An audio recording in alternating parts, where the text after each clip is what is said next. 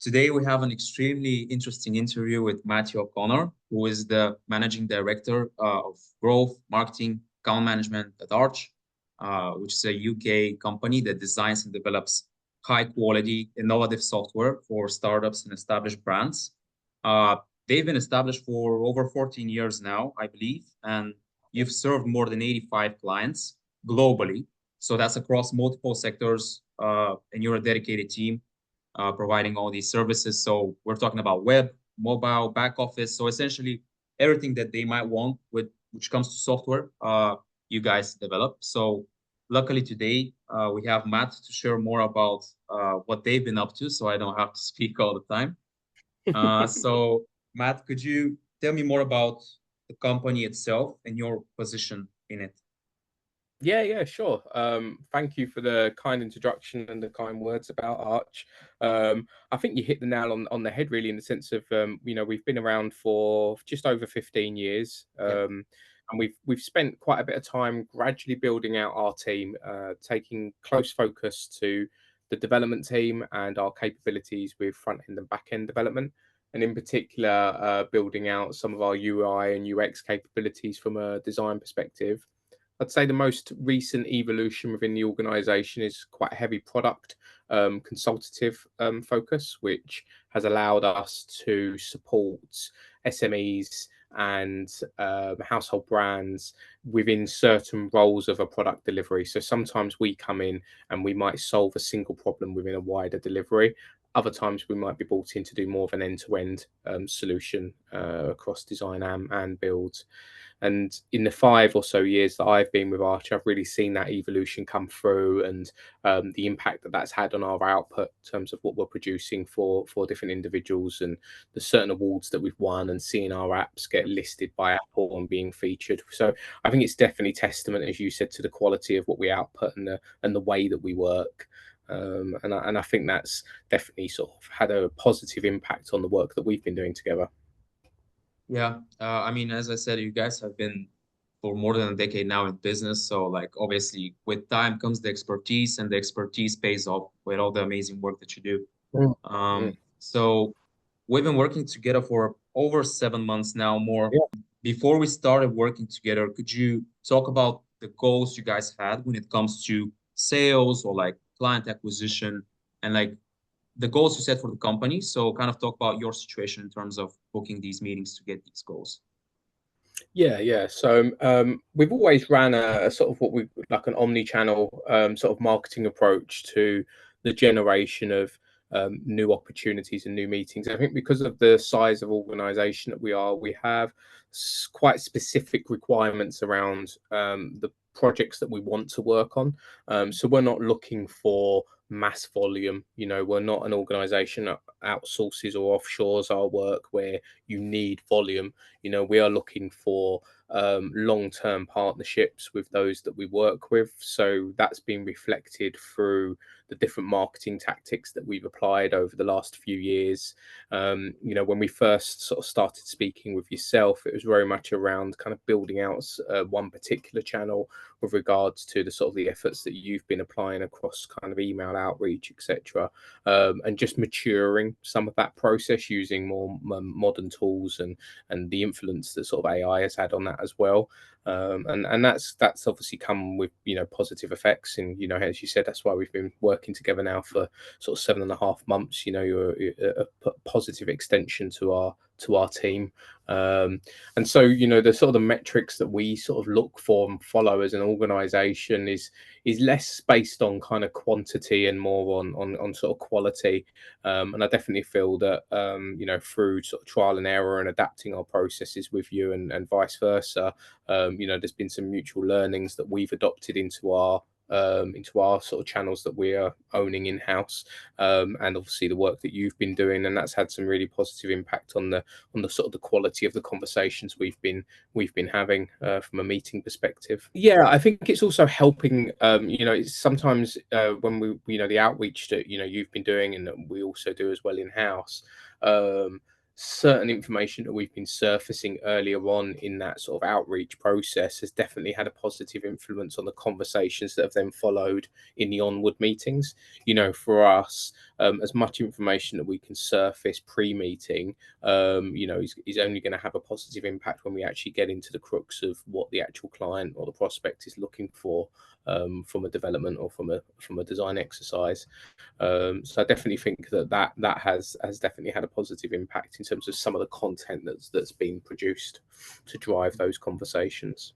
I know you've talked about working with an agency in the past, or like having almost worked with someone. Could you briefly talk about that experience and kind of how that went, if you could? Yeah, I think past, not just at Arch, but in other organisations that I've worked in, where I've sort of led on marketing and growth, the partnerships that I've had have always kind of followed a slightly more sort of traditional stance to doing, email outreach and using that as a channel.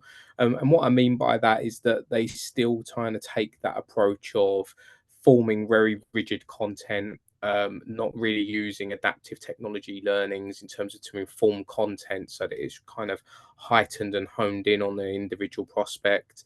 It's always been, oh, that's going to take way too much time to do. Let's just focus on volume and let's focus on a standardized message. Hey, we are Arch and we do this. And I think you have to put yourself in the shoes of the individual receiving that email, right? Day in, day out, we all receive cold emails.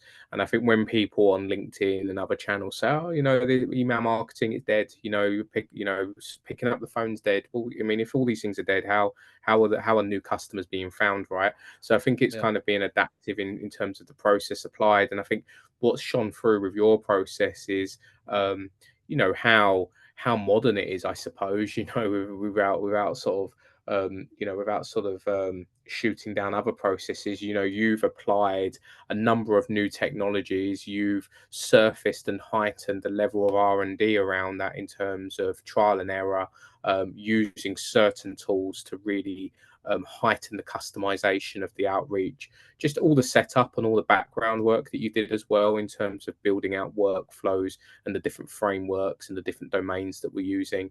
And I think in the past, the suppliers that we've worked with just haven't taken that approach. It has been quite rigid. It has been quite legacy. It's kind of like almost like a 2010 marketing approach, where it's like, we've always done it like this.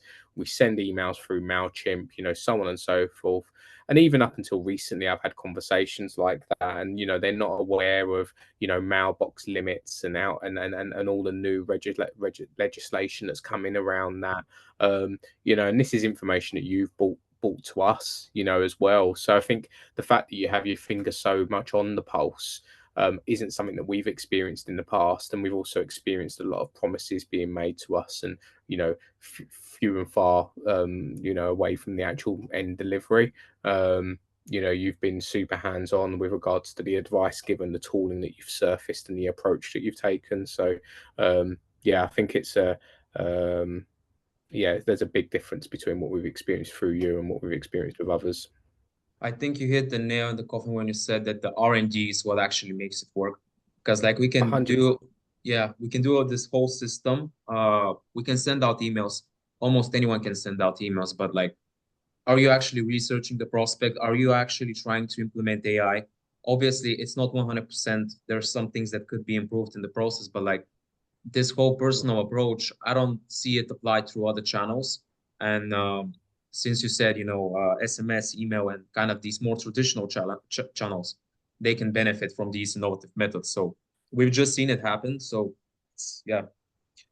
I think that's it. I think it's about excuse me. It's about using emerging technology in the right way, isn't it? It can sometimes be used over extensively where it doesn't have the desired impact, but you've built a model around implementing AI and other such tooling that has at a programmatic level enrich the data and is giving us those better results. But at the same time, it's not about just it all being fully AI automated, where the responses to some quite custom responses that are coming from clients or these prospects is them still being shoehorned into an AI response where they're not getting that level of reply that they were hoping for, which then has a detrimental effect to it converting into a meeting and what could have been a good onward conversation. So I think, you know, that also has come through your process. You know, I think sometimes some of the conversations I've had in the past, they're too heavily involved in going, oh yeah, we automate everything through AI. I go, well, you know, that to me has a bit of a smell, because you can only do so much through AI currently, and you've definitely got that balance between, you know, a human sort of led response and also informing some of the AI protocols that are needed at the beginning, at the earlier stage. And there's also something to be said, you know, you've built, you know, in the past you've mentioned about the great community you have, you know, in terms of, you know, others that you work with. And I think that comes through, right? If you are part of a wider community of individuals, that sort of mutual knowledge sharing is so beneficial to the work that you're then doing for the likes of Arch and others. I think sometimes some providers that we've worked with in the past are just very much like, we do it this way and we don't want to hear about what anyone else is doing. You know, this has always got us the desired results. And I think that sort of introverted way of working isn't necessarily always for the best. So the fact that you've got that balance between experimenting, and a lot of the time, you know, you, from what you've told us, you're kind of doing that in your own time as well, which I think, you know, some R&D should always be done under the client's time. But I think the fact that you've also taken on some of these learnings and you're trying it out for the benefits of those that you're working with is awesome. I think a lot of the suppliers we worked with in the past, they're kind of very much driven by, can we just keep invoicing you, you know, whether we're getting you results or not.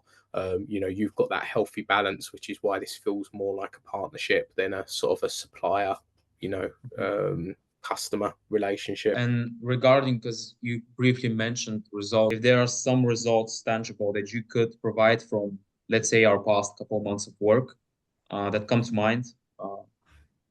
Well, that's it, isn't it? You know, I always look at these things in terms of, you have your vanity metrics and then you have your sanity metrics. And, Yeah.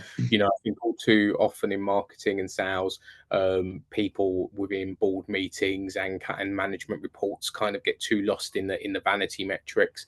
And I think, yeah, look, you need vanity to reach sanity, you know, but at the end of the day, you know, for us, you on a monthly basis with, you know, a small amount of time have generated, you know, a sufficient meeting count. You know, I won't go into the actual ins and outs of what that quota looks like, but it's, you know, it's, let's just sort of say, you know, I've been so busy that I haven't had too much time to focus on other areas of the business, which is awesome. You know, well done you. And I think the sanity metric there is that we have actually secured booked revenue that we're now working on, you know. So we've now onboarded a couple of new clients through your process. It had a sort of slightly shorter sales cycle to what we've seen in the past. And I think that is partly down to some of the stuff we've been talking about in terms of the enrichment process, and the timing of the outreach. And that has also meant that we're now working on some pretty exciting projects that I don't think we would have organically surfaced, or nor would they have found us through a traditional search approach. I think there's two things there really. There's that thing of, you've sufficiently hit meeting quotas, and the meetings that we are having of varying kind of conversations from early stage through to actually having an active requirement, and there's a really healthy balance there. And to have secured a project in such a short period of time of working with you is, you know, is great. Yeah, I love to hear that. I know it's in the software space. Obviously, sometimes the sales cycle could be a bit longer and it could be more complex with the many Yeah, stages it has. So guiding these essentially cold prospects who never heard about Arch before, guiding them through someone who's completely unaware of the company to a paying customer is kind of what drives at least my inspiration to do this whole thing. I just like this whole process of seeing someone who we never considered before and having that project actually surface. If there is something that's that you could say to essentially someone who is watching this and it might be interesting, but they have their kind of doubts about this whole process, like how likely would you be to recommend us, or just in general, like what would you tell that person? I would never recommend you to another software provider.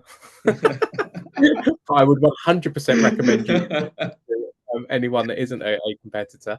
No, but in all seriousness, I would say put those concerns to one side. It's at the end of the day, you have to dip your toe in the water and try out new ways of working. And just putting you in a box that says, well, this is email marketing, we've tried this before and it hasn't really worked for us, shouldn't sort of sit easy. Really, it should be, look, we've tried it this way, but now let's try an evolution of that. The fact that they need to set old ways of thinking to one side and dip their toes in the water with regards to the process that you apply, which will get them satisfactory results. I think that those results are really governed by how they are personally positioned in the market. So it's a bit like you might have a really fancy car, but if you're not putting petrol in it, it's not going to move. So really, they need to make sure they've got the fancy car bit right, and you're the petrol. What I would say to anyone watching this is that they need to come to you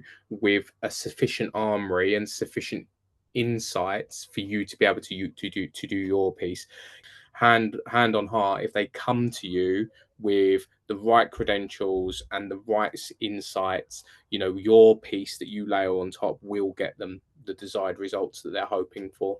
I do believe it's a mutual relationship. I mean, at the Mm. end of the day, yes, I'm an external entity, but it's about actually combining forces and actually making this work. I think the partners we've worked with in the past have somewhat sat on the outside of the organization, and it has been a more traditional partnership. I think what we've done quite well, and something that you were keen to do, is kind of nurture a more traditional, a more sort of modern partnership mentality. It's been consultative, it has been partnership orientated, and that has meant that it feels for us like you're part of the team, and we're doing mutual learnings and we're exchanging relevant information, and that's allowed us to adapt faster as well, which is then getting us these desired results. I think sometimes what some organizations do is they just hit go on a process and they're not checking in regularly enough to actually sense check if they're getting the desired results. So I think we've had that foresight to work in that way with you, and it's definitely getting us the desired outcomes. Thank you so much for kind of your time today and kind of expressing what many people might have as a concern. I truly, truly thank you for giving us these compliments, and like it means a lot because we've been working together for over half a year now. So it's like I hope everyone who watched this kind of got some sort of unique insight, whatever it is. And I appreciate you taking the time today. No, always. And, as I've always said, if you need me to talk to anyone that's having, a moment where they're trying to decide, always happy to be on the other end of the phone or email to put any concerns to rest. So yeah, I'll end on saying it's been an absolute pleasure working with you, and we look forward to continuing our partnership into the forthcoming year. Likewise. Thank you very much, Matt.